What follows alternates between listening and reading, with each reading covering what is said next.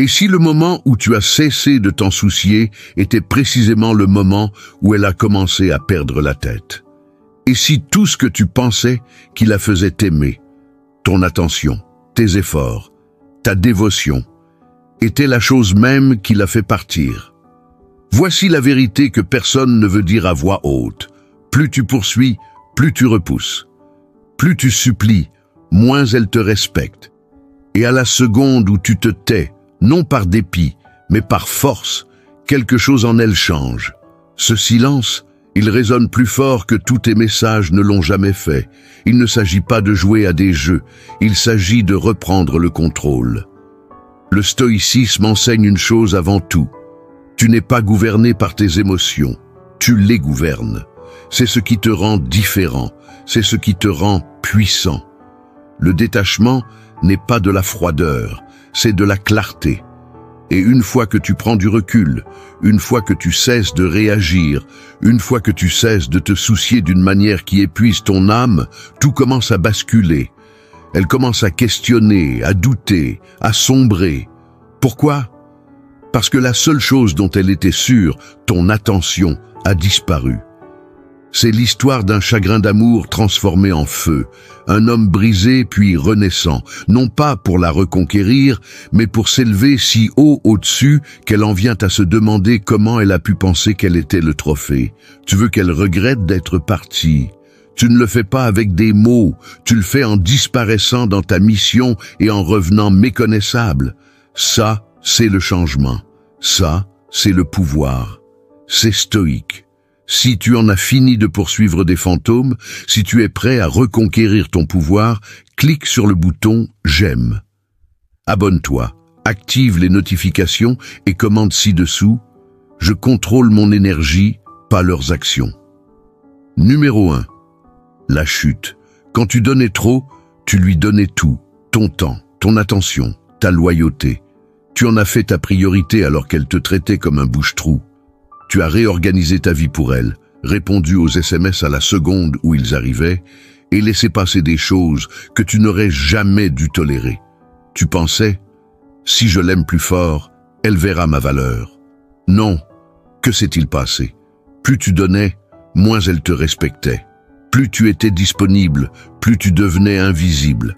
Et voici la vérité crue que la plupart des hommes ne veulent pas affronter. Elle n'est pas partie parce que tu n'étais pas assez bien. Elle est partie parce que tu as oublié d'être un homme d'abord. Tu as oublié d'être la version ancrée, décidée et axée sur sa mission de toi-même qui l'avait attirée au départ. Tu as commencé à orbiter autour d'elle. Tu l'as mise au centre. Tu es devenu mou. Émotionnellement, mentalement, spirituellement, non pas d'une manière saine et ouverte, mais d'une manière dépendante et nécessiteuse. Et elle l'a senti. Les femmes ne le disent pas ouvertement, mais elles le sentent. Quand ton monde tourne autour d'elles, elles commencent à chercher la sortie parce que, au fond, elles désirent du leadership, pas de la soumission. Le stoïcisme ne consiste pas à supprimer tes sentiments, il s'agit de ne pas être gouverné par eux. Et dans cette phase, tes émotions menaient la danse. Tu as réagi, tu as trop réfléchi, tu as cherché la validation au lieu de rester ferme dans tes valeurs. C'est pourquoi tu es tombé, tu as cessé de diriger, tu as cessé de te choisir. Et elle a réagi comme la nature le fait toujours lorsqu'un déséquilibre entre en jeu. Elle l'a corrigé. Elle est partie. Mais voici la beauté de la chute. Elle te réveille. Elle dépouille l'illusion. Elle te montre que tout donner à quelqu'un qui te donne des miettes n'est pas de l'amour. C'est de l'auto-abandon. Et quand tu réalises cela, c'est le moment où tu commences à t'élever. Non pas pour elle, pour toi. Parce que l'homme que tu étais, celui qui suppliait, implorait, donnait tout, il ne vient pas avec toi. Il meurt ici. Et l'homme qui naît à sa place, il a des standards, des limites, une mission. Et il ne poursuit plus. Il attire. Numéro 2, le silence. Arrête de te justifier. Tu as écrit les SMS, les longs, les désespérés. Tu lui as dit combien elle comptait pour toi, comment les choses auraient pu être différentes, comment tu voulais juste tourner la page. Tu as déversé ton cœur comme si elle allait soudainement respecter l'homme qu'elle venait de quitter. Non, Elle n'a pas répondu, ou pire, elle t'a laissé en vue. Parce que voici la dure vérité. Quand quelqu'un sait qu'il a ton attention, peu importe comment il te traite, il cesse de la valoriser. Tu pensais que les mots la ramèneraient, mais les vrais hommes ne supplient pas. Ils font une pause. Ils gardent le silence. Non par amertume, non pour manipuler, mais parce qu'ils comprennent enfin le pouvoir de la retenue. Dans le stoïcisme, le silence n'est pas le vide, c'est la discipline. C'est une arme. Quand tu cesses de te justifier, quand tu cesses de prouver ta valeur, quand tu cesses de lui donner cet accès émotionnel, cela inverse complètement la dynamique. Elle commence à se demander pourquoi tu as cessé d'essayer. Elle commence à sentir le silence comme une tempête qui approche. Et c'est là que le doute s'installe. Parce que les femmes ne sont pas habituées au vrai détachement. Elles sont habituées aux hommes qui cèdent, qui poursuivent, qui ne supportent pas la distance. Mais toi, tu ne poursuis plus. Tu observes, tu construis. Tu te recentres, tu laisses tes progrès parler d'eux-mêmes. Et quand elle réalise que tu ne joues plus l'ancien rôle, quand elle voit que tu as réécrit le scénario sans elle, c'est là que le regret commence à naître. Arrête d'envoyer des paragraphes à quelqu'un qui ne lirait même pas une phrase. Arrête d'essayer de prouver ta valeur à quelqu'un qui l'avait déjà et l'a jeté. Garde le silence. Disparais des radars. Laisse ton absence crier plus fort que ta présence ne l'a jamais fait. Numéro 3, le miroir. Deviens celui qu'elle pensait que tu étais. Elle n'est pas tombée amoureuse de l'homme qui répondait à ses SMS en 5 secondes. Elle n'est pas tombée amoureuse de celui qui annulait ses plans juste pour être disponible. Elle n'est pas tombée amoureuse du gars qui demandait constamment ce qui n'allait pas, essayait de tout arranger et faisait d'elle le centre de son monde. Non. Elle est tombée amoureuse de l'homme que tu étais avant tout ça, la version de toi qui avait de la prestance, qui avait des objectifs, qui avait le feu dans les yeux et n'avait pas besoin d'être aimé pour se sentir précieux. Cet homme avait de la gravité, il avait du mordant. Et tu l'as laissé filer, tu l'as échangé contre le confort, contre la connexion. Tu es devenu celui que tu pensais qu'elle voulait, doux, agréable, toujours disponible. Et ce faisant, tu es devenu oubliable. Le stoïcisme nous dit que l'identité ne se trouve pas dans ce que tu ressens, elle se trouve dans la façon dont tu agis, surtout quand ça fait mal. Et maintenant, dans les cendres de ce chagrin d'amour, tu as 2 choix, rester brisé ou reconstruire plus fort. Et cette fois, tu construis avec précision. Tu ne retournes pas simplement à l'homme qui l'attirait, tu évolues au-delà de lui. Tu travailles en silence.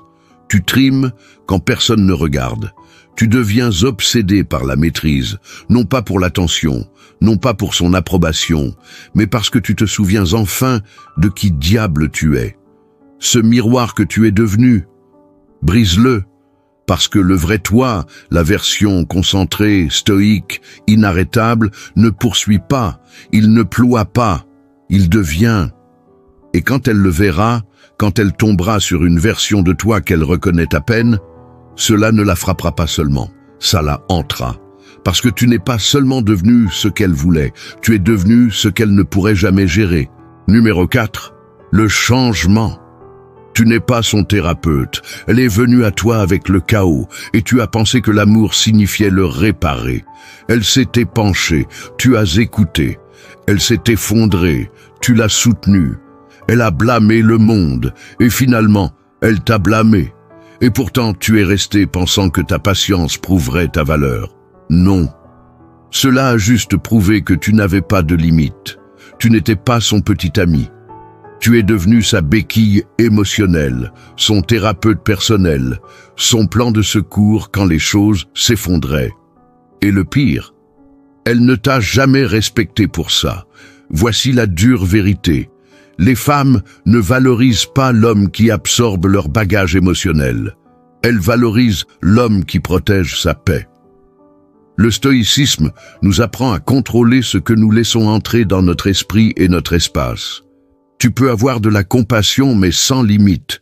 Cela devient de l'autodestruction. Tu n'es pas froid en prenant du recul. Tu es clair, clair sur le fait que sa douleur n'est pas ta responsabilité à résoudre, clair que ton but ne tourne pas autour de la guérison de quelqu'un qui refuse de se guérir. Tu n'es pas son sauveur. Tu n'es pas son bouclier. Tu es un homme en mission et cette mission exige de la concentration. Le changement se produit lorsque tu cesses de porter des fardeaux émotionnels qui n'ont jamais été les tiens. Lorsque tu cesses de te justifier, lorsque tu cesses de laisser la culpabilité te maintenir dans un rôle que tu n'as jamais accepté de jouer, c'est alors que ton énergie change. Et crois-moi, quand cela arrivera, elle le sentira. Elle sentira l'absence de ton labeur émotionnel. Elle sentira le silence là où tes assurances se trouvaient autrefois. Et cela la secouera parce que maintenant, elle doit faire face à son propre reflet sans que tu tiennes le miroir. Numéro 5, le remplacement. Laisse-la s'interroger. Elle savait tout de toi, où tu étais, avec qui tu étais, ce que tu ressentais, parce que tu t'en étais assuré. Tu voulais qu'elle sache que tu te souciais encore, que tu étais toujours là, que tu attendais toujours. Tu pensais que la visibilité signifiait la valeur. Non. Cela signifiait la prévisibilité. Et une fois que quelqu'un a l'impression de te tenir en laisse, il cesse de te respecter. Ta constance est devenue un bruit de fond. Tu étais disponible, et la disponibilité sans limite tue l'attraction. Maintenant, tout change. Tu gardes le silence. Tu cesses d'apparaître sur son fil d'actualité. Tu cesses de réagir à sa vie comme si tu en faisais encore partie. Tu cesses de publier des citations vagues en espérant qu'elle comprenne l'allusion. Plus de miettes numériques, plus d'exposition émotionnelle. Tu disparais, non pas pour la provoquer, mais pour protéger tes progrès. C'est là que le stoïcisme frappe différemment, parce qu'un homme stoïque n'a pas besoin d'annoncer sa croissance. Il grandit simplement en silence, sans relâche. Et ce qui se passe ensuite est presque prévisible. Elle commence à s'interroger, elle commence à vérifier, elle commence à sentir l'absence qu'elle n'aurait jamais cru possible. Parce qu'au moment où elle réalise que tu n'orbites plus autour de son monde, son imagination entre en jeu. Et s'il avait rencontré quelqu'un d'autre, et s'il s'épanouissait sans moi, et s'il devenait l'homme que j'ai toujours dit vouloir, mais avec quelqu'un qui n'est pas moi? Cette boucle mentale tourne vite, et c'est brutal, parce qu'elle ne peut pas demander et tu ne répondras pas. Tu as coupé le contact. Tu es devenu une question sans résolution, mais voici la clé. Le remplacement n'est pas une autre femme, c'est un but, c'est la discipline. C'est la version de toi qu'elle n'a jamais rencontrée parce que tu étais trop occupé à essayer d'être tout pour elle. Tu as reconquis ta concentration et maintenant tu es inaccessible, non pas parce que tu te caches, mais parce que tu t'élèves. L'homme qu'elle tenait pour acquis n'existe plus. Numéro 6.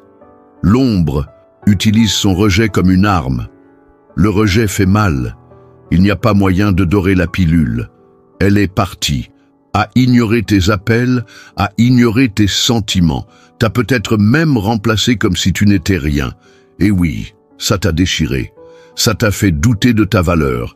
T'as fait tout rejouer, te demandant où tout avait mal tourné. Mais voici la vérité. Le rejet n'est pas la fin, c'est le début. C'est le détonateur. La question n'est pas « Pourquoi est-elle partie ?» La question est « Qu'allez-vous faire de la douleur qu'elle a laissée derrière elle ?» Le stoïcisme ne t'apprend pas à prétendre que la douleur n'est pas réelle. Il t'apprend à la canaliser, à prendre cette énergie brute et à la convertir en pouvoir. Et quand tu fais ça, quand tu cesses de sombrer et commences à élaborer des stratégies, tu deviens dangereux, non pas pour elle, mais pour chaque version de toi-même qui s'est jamais contentée de moins. Ce rejet que tu ressens, c'est de la pression, c'est du carburant. C'est le feu qui te réveille tôt, te garde concentré, te rend plus vif, plus dur, plus rapide.